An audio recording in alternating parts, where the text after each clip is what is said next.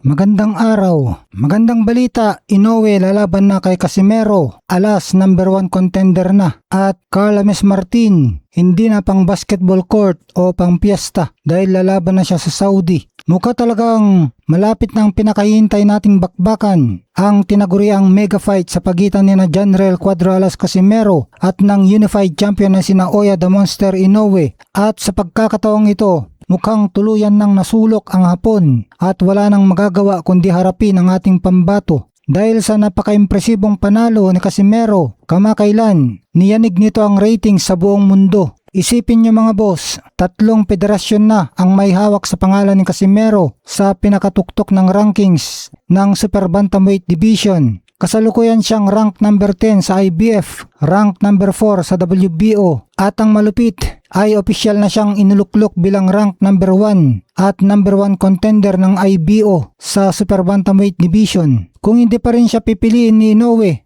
para sa susunod nitong depensa, talagang nakakaya na sa buong mundo. Malinaw na patunay na takot lang siyang harapin si Cuadro Alas. Kaya naman sa ayaw at sa gusto ng kampo ni Inoue, mapipilitan na silang lumaban. At ito pang matindi mga boss, napatunayan na rin mismo ng big time promoter na si Turki Al-Sheikh na napakalaki at napakatindi ng demand ng mga fans kapag si Casimero ang itinapat kay Inoue. Dito talaga ang dagsaan ng pera at bakbakan. Sa totoo lang, wala nang kapanapanabik o exciting na kalaban si Inoue sa kanyang division ngayon. Marami ang nagsasabi na wala nang makakapagbigay sa kanya ng tunay na hamon. Kahit pa ang pinag-uusapang si Jesse Bam Rodriguez, marami ang kumbinsido na masyado itong maliit at hindi kakayanin ang bilis at lakas ni The Monster. Ang nakikitang solusyon para sa isang tunay na giyera ay walang iba kundi ang ating IBO number 1 contender na si Cuadro Alas. Bagamat may hirit na medyo may edad na si Casimero sa kanyang edad na 37,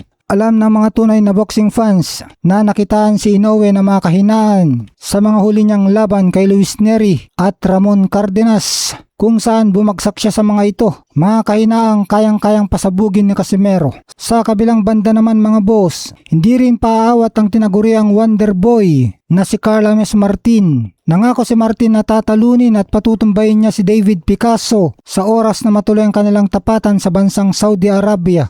At dito nga sa laban na ito mga boss, nangako si Martin na papatunayan niya kung bakit nga ba siya ay nananatiling undefeated pa rin. Ipapakita niya kay Picasso na hindi lang tsamba ang kanyang malinis na record at walang sino man ang pwedeng bumasag nito ng ganoong kadali.